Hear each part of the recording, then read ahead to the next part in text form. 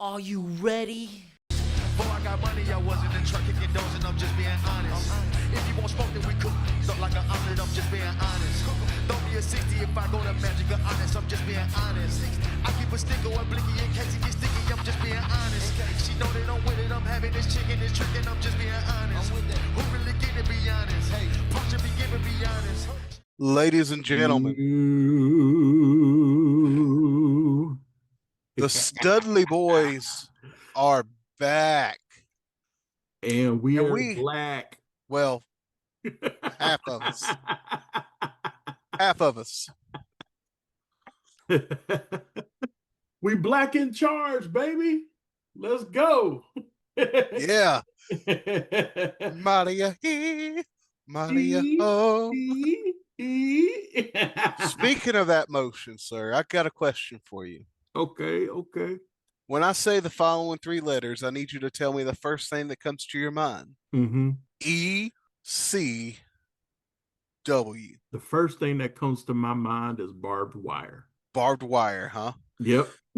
Because the first thing that comes to my mind is a barbed wire rope match between Sabu and who we talked about last week a lot, Terry Funk. Terry Funk and Sabu. So this week, ladies and gentlemen, look, we're tired of doing reviews all the time. Yeah. Let's talk about some old stuff. We're talking about the land of extreme Championship Wrestling. You hear that? What? I knocked something over. Too much energy. So the most metal of the three wrestling federation, big three in America in the 90s, was Extreme Championship Wrestling. However, Joe, it didn't get its start in the 90s. When did it get its start, Nate? In 1982, ECW was still ECW, but it wasn't Extreme Championship Wrestling. It was Eastern Championship Wrestling. It was founded in Philadelphia, the city of brotherly not so much love these days. My and originally name is Paul Heyman. He doesn't come in for another 10 or so years. But Joe, I know, I love it. Joe Goodhart promoted this wrestling territory in the Northeast, and it was part of the NWA, and it was originally part of the Tri-State Wrestling Alliance. So Ty Gordon purchased the company from the remains of TWA and formed Eastern Championship Wrestling under the NWA banner, and the shows were primarily held in the illustrious ECW Arena in South Philly, and it ran that way until 1993 when Paul Heyman. My name is Paul Heyman. A man that fans hated in WCW as the phone-carrying, backhanded manager Paul E. Dangerously. He joined as the booker, bringing a fresh and edgy style. And my friend, it would not take long for that edgy style to take place. For as you see, in August 27th of 1994, Shane Douglas won the NWA World Championship in a tournament final. He held up the belt, and instead of being so gracious and groveling like every other champion before him, he said, "This is the same belt that was held by Ric Flair, Ricky Steamboat, and all these other legends." And you know what he said, Joe? What did he say? Y'all excuse my language, Pastor. Please don't watch this part.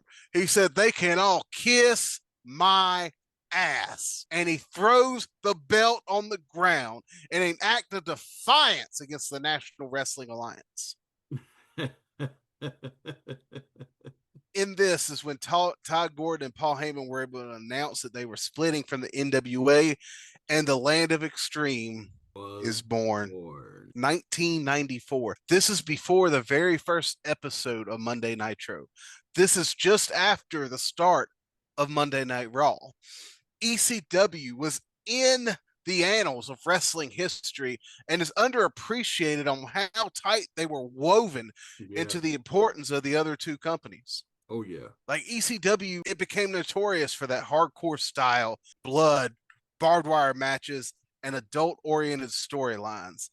Guys like Taz, Sabu, the Sandman, Tommy Dreamer, Raven, Public Enemy, Rob Van Dam, And I all also made their say name. that I feel like I always felt like Taz was a black man. He's Italian, isn't he? Yeah, but I thought he was black when I first saw him. Not gonna lie, I did too. Oh Part of it yeah, was the accent, though. yeah. Like, this is gonna sound so bad. You mean the black scent? Because I'm from the South, and because all I heard was "all shucks, ain't be, we gotta go fix our taters."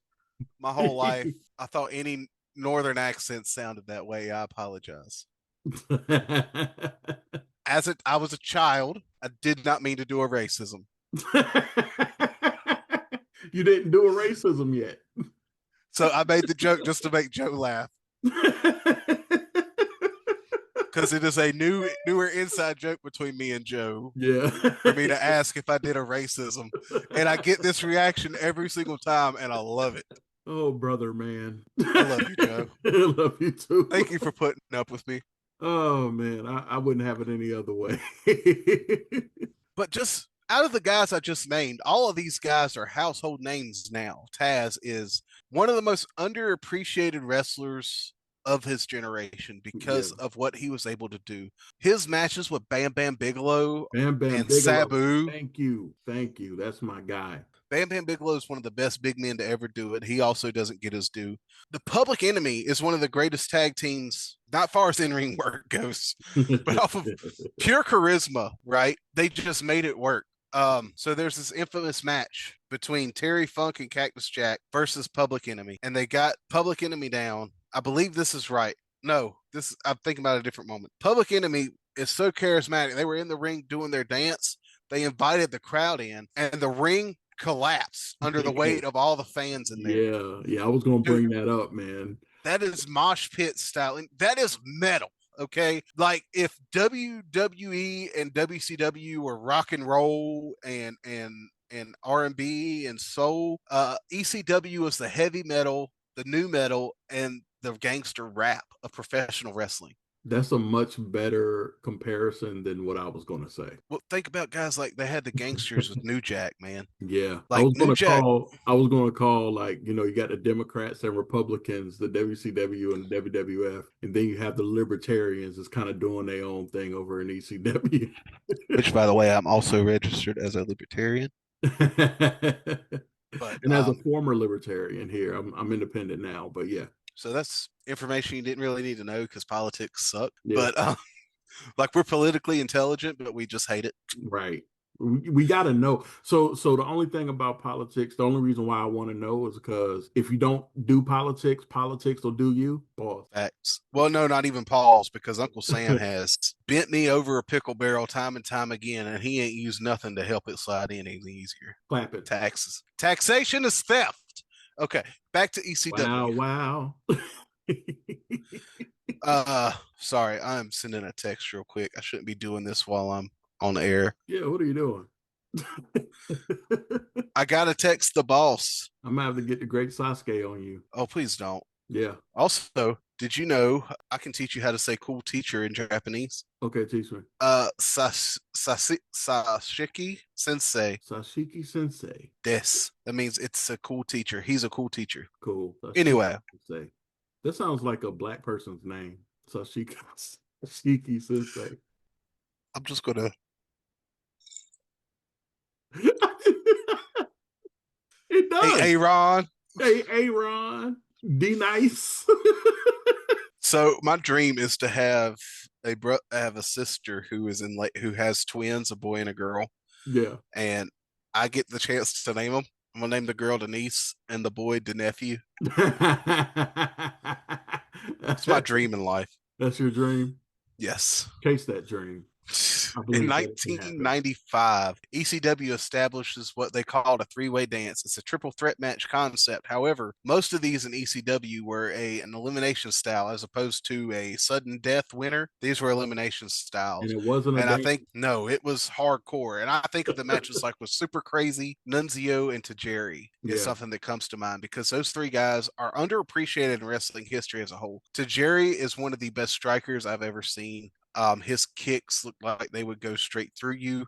Super Crazy is a severely underrated high flyer, and Nunzio is a severely underrated technician. Yeah. With abnormally large feet for a man his size. In 95 and 90. I want y'all to go on YouTube. And I know this is an aside, but what you were talking about when they denounced the NWA. Yeah. If you're watching this right now, I want y'all, after this is done. Or pause this. Yeah, pause this and then go check out Shane throwing that down and Like, how big of a roar that was. That was insane. Shane Douglas is that guy. Like, he is also another one that is underappreciated in wrestling history. Absolutely. And because you don't hear about him. I don't know why, but you don't hear about him. He was the franchise. He was a freaking amazing wrestler. Also trained in the same dojo or school as Mick Foley. Yeah. Like, he came up with some of the all-time greats. Shane Douglas should have been an all-time great, but for some reason it just didn't click. And that's, hardcore fans like us, we love him. Yeah. But a lot of people will never know his name, unfortunately. If it weren't for this, we wouldn't have gotten spots like the casket match that we just recently got with AEW All In. Yes. Yeah, we wouldn't have got that without this. Let's talk about the extreme wrestling and how it gave birth to what we're seeing in AEW. WWE can't touch this because they're family oriented, right? But AEW, they touched the line a lot of time in these pay-per-views. And if it weren't for ECW, we would not have seen anything like that. No, WWE has tried a time or two. Yeah. I don't think we have Mick Foley or Mankind, Cactus Jack being a household name if it wasn't for ECW. Because his promos in 94, 95, like Mick Foley's promos in that time were some of the best promos you'll ever see. If you have time to Google it, Mick Foley's Kane Dewey promo or any of his promos is just, I can't put into words. Like I talked about last week with Jake the Snake and Terry Funk, he didn't have to scream and holler, but you wanted to hear every word he said. Yep. And leading this, like ECW 95, 96, Joe, do you remember tape trading? Yeah. Where, we didn't have the internet, we didn't have YouTube back then, so we would take tapes of wrestling and trade them back and forth so we could see different things. You didn't get ECW in North Carolina in 1996. Right. You didn't. So the only way you knew about it was through the magazines and through tape trading. And also in 1996, that's when Brian Pillman, who had convinced Eric Bischoff to let him go to get over his new character, shows up in ECW, blurring the lines a little bit, and also leads him to WWF a few months down the road. Major history here. Major history. Brian Pillman is another underappreciated one, partially because of the way his life ended when he was so young. Right. But his son, Lexus King, is doing an amazing job in NXT. I was worried about him going to NXT from leaving AEW. But my gosh, are they doing something with my boy? I know we don't talk about the Canadian Crippler a lot because of what he did. He got his big American break in ECW, and that is all I'm going to say. That's all we're going to say. I'm not going to talk about him anymore, but I had to, because of who he is to ECW. Maybe we can clear this up on this episode. All right. Every now and then his name will have to come up, but I am not going to give any praise to somebody who violently murders his wife and his son in such a cowardly way as he did. Yep. Any murderer to begin with, but you are a coward if you take advantage and hurt somebody that you can easily overpower. You are a coward if you hurt somebody that you are meant to love and protect. Yep. So it's a blessing to have people to care for and love. I get emotional thinking about this, but I just want to say very passionately, Chris Benoit was nothing more than a monster disguised as a good professional wrestler. Yep. And that's all I'm going to say. All right. And we can leave it there. I didn't mean to get so serious, but I just wanted to be very clear. Every now and then his name's going to have to come up on this show, and that's okay. But I am not going to heap praises because as wonderful as a wrestler he was, he is a monster in the worst possible way. Yeah. So, sorry. Okay. Not So sorry. we can move over to the flaming chair incident to kind of fan the flames of our series. Are we talking about Mick Foley Yeah. and Terry Funk? Yeah. Brother, have you read Have a Nice Day? Yeah. So this is one of my favorite ECW stories, right? Terry Funk's legitimately pissed off because this spot went wrong. Mm-hmm. And Terry Funk was engulfed in flames. He had severe burns because of this, and he was cussing. And you guys got to understand, Mick Foley looked to Terry Funk almost like a second father. Yeah. And this man was cussing and berating him up one side, down the other. Oh my gosh, this changed so much though. Like this moment is so big. Yeah. It was a pivotal moment. Like it changed. You know how like you have what's the when they in Marvel they used to call these points in times that can't be changed because it'll change everything. This point changed everything. Everything. So Cactus Jack and Terry Funk just being a part of ECW, I think, helped gain so much relevance. So much relevance that the WWE briefly worked with them in 1996. Yep. ECW wrestlers appeared on Monday Night Raw at the Manhattan Center episode, and they exchanged talents like Mick Foley and Steve Austin went through ECW before becoming WWF megastars. Oh yeah. Chris Jericho went through ECW before becoming a WCW and WWF legend. Rob Van Dam. Robbie V started in WCW, couldn't really quite get over, goes to ECW, kills it. Yeah. Mr. Monday Night, RVD 420, he just smoked your butt, daddy. Roll it referee, up, light it. Referee Bill Alfonso as the annoying referee manager, loved it. All of these things lead up to 1997, where Barely Legal is held on April 13th of that year, and technical issues, pushback from providers, nearly killed the show, but the fan demand prevailed, and we got ECW Barely Legal. Yeah. Oh my God. Terry Funk in the ladder spot is what I think about on that show. He puts the ladder on his head and just starts spinning. Anytime you see that spot, thank Terry That's Funk. him. Thank you, Terry Funk. Yep. Rest in peace. What about the Dudleys? They were about to come up. Okay.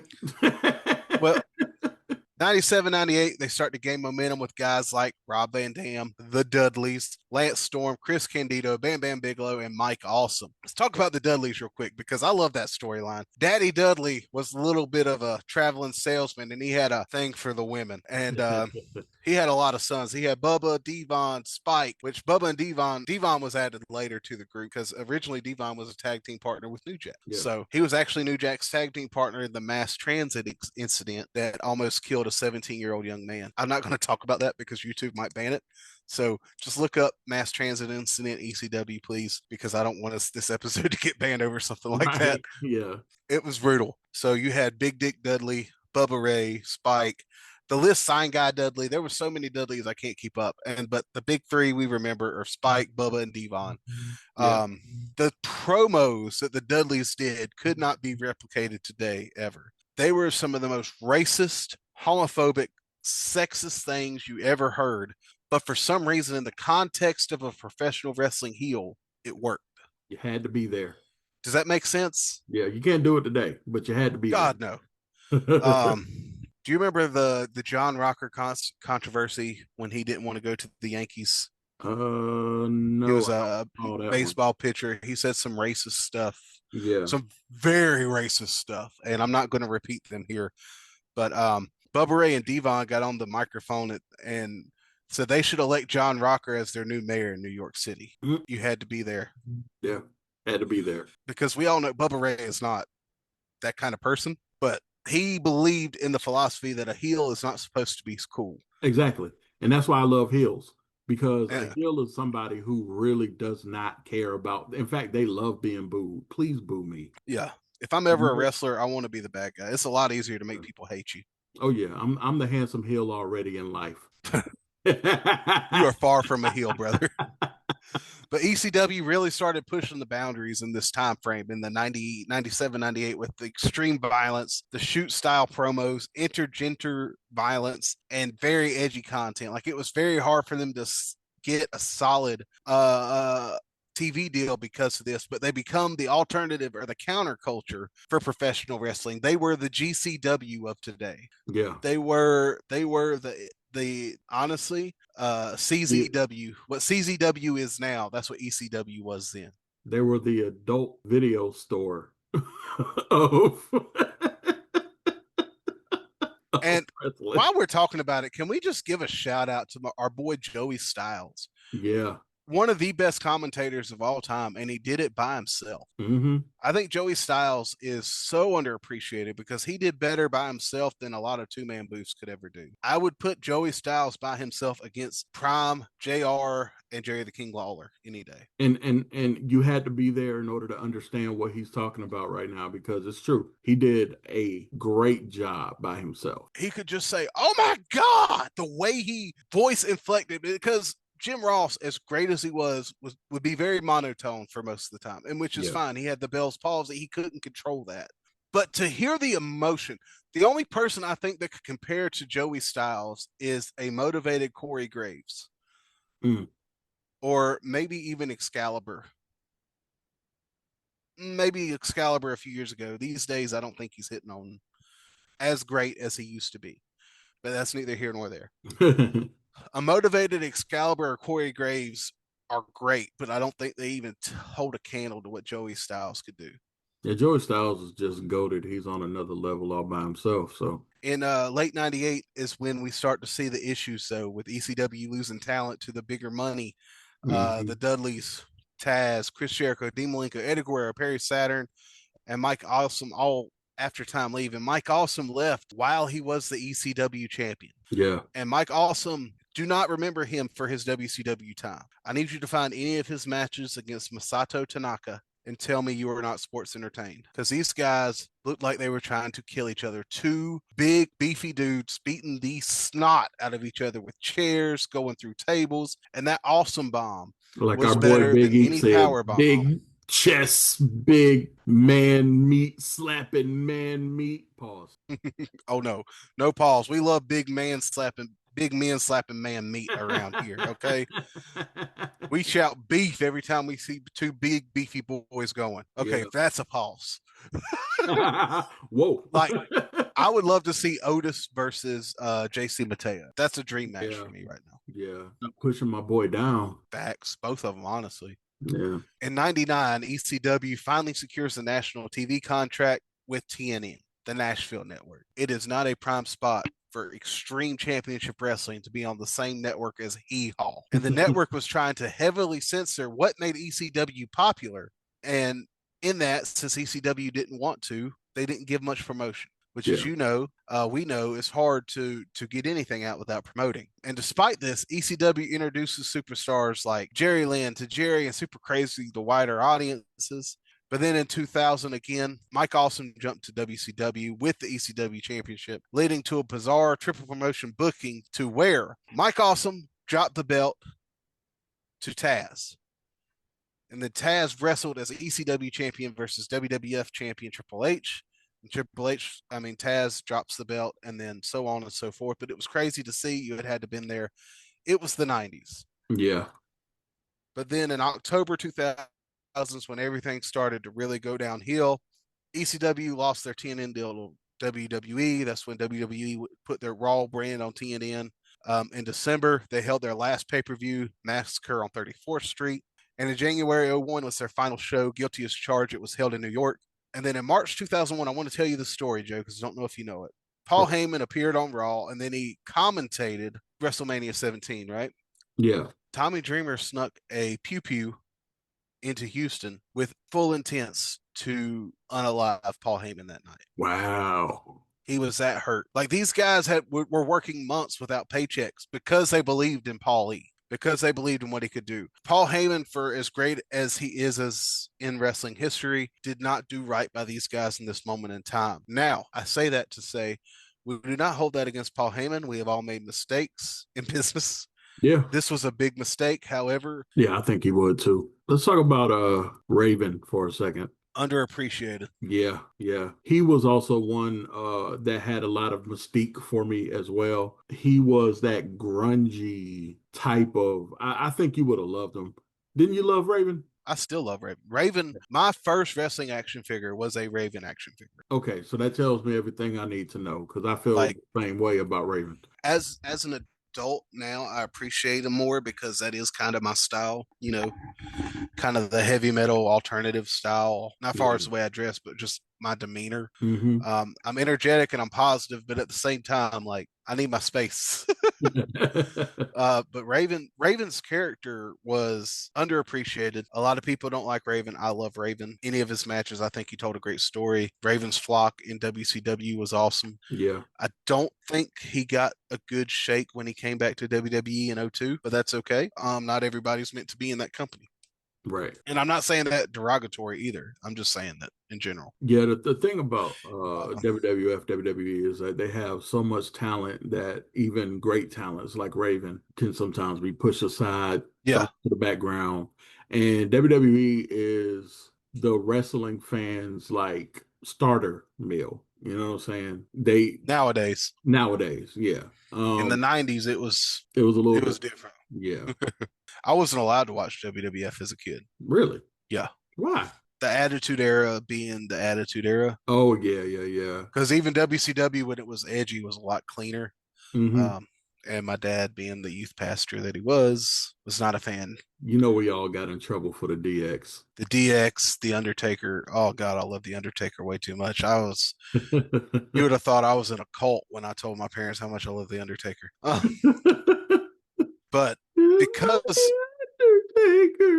we have so much to thank ECW for in as far as influence goes. They introduced hardcore wrestling, which had been around for decades, but they introduced it to the mainstream here in America. Right. They innovated what you could do with ladders, tables, chairs, flaming weapons, barbed wires, and shoot style promos.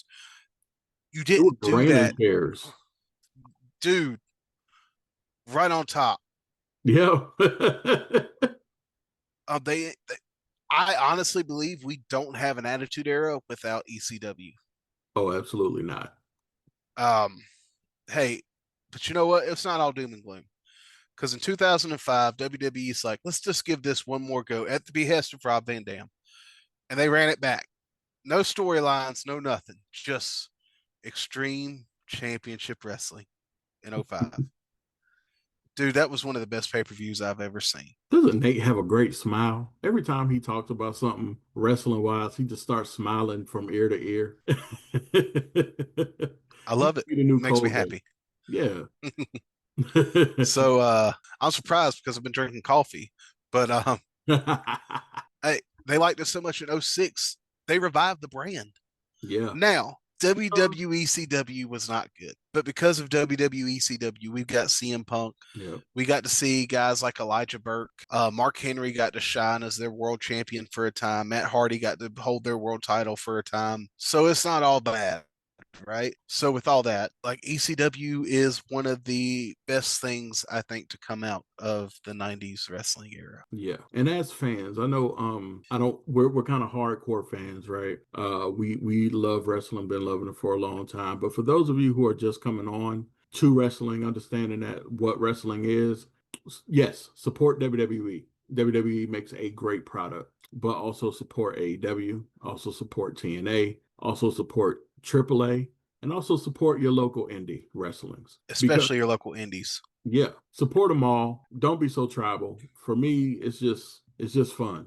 No matter what wrestling show you go to, it's just fun. And tribalism sucks. Yeah. The IWC sucks. And we are a part of the IWC, but we want to be a positive part of it. I cannot stand, Joe, getting on the internet to catch up on some wrestling news, and all I see in the comments is doom and gloom, this sucks, that sucks. WWE did not sell out because they are hosting WrestleMania in Saudi Arabia.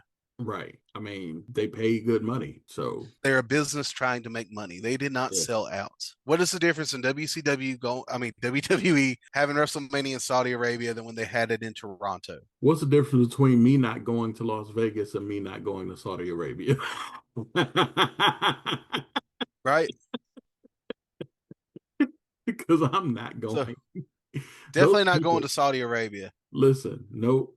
Mm-mm. Now, the politics there suck, just like they suck here. But a little worse over there. As far as WWE A lot a of lot it, worse over there. Yeah. Because, they don't like a lot of people. They don't like me. They don't like you. They don't like Nope. women. Nope. They don't like our friends in the LGBT community. Nope. Like, but I can understand why WWE, like, I say this like it's a big, horrible thing. The WWE is going, it's not. It's a business move. Make your money, boo boo. And they have a lot of wrestling fans over there. So we Yeah, have to like, remember, I think that as a country we make enemies of anybody who is from somewhere. We have to realize that there are good people who live in every country. mhm. They are not their government, just like we are not our government. We may be Americans, but we're not government employees. We're not politicians, none of that. We're just good people who live in America. There are good people who live in Saudi Arabia. Yep.